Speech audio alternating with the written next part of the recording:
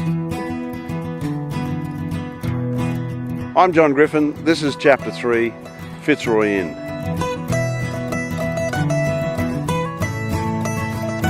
This tree is a Macroiapa, and we've traced it back that it was planted here on the southern boundary about 160 to 180 years ago, even more. It's really interesting to see how healthy this tree is, and it's fallen over many years ago. When I first came here, it was laying over, and now we have to tidy up.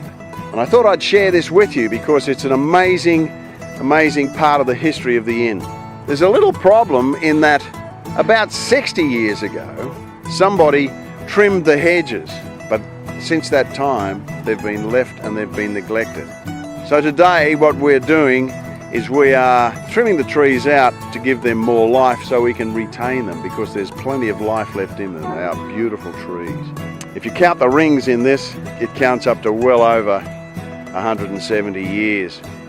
And what I'm going to do is I'm going to carve this up into planks and do a feature wall somewhere on the property. So I will bring you to that in another episode of the Fitzroy Inn. So this is where the old me meets the new Glenn, who's the man who's now reviving these trees so that they'll have hopefully another 100 years of life in them. And you can see when you look up here how they were treated about 70 years ago, you think, Glenn?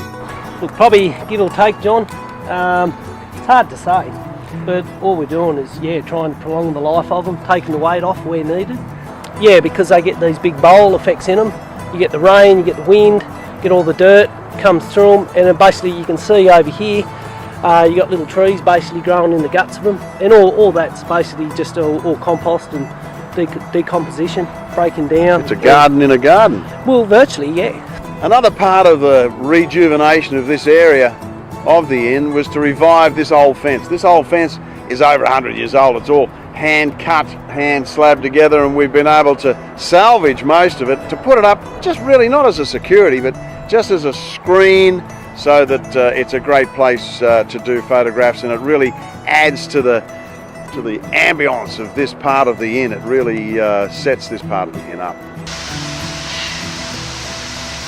Down the bottom of the garden now, we're at the weir, which has created a swimming hole and a collection of water in the Nat-Eye Creek. This is the beautiful Nat-Eye Creek.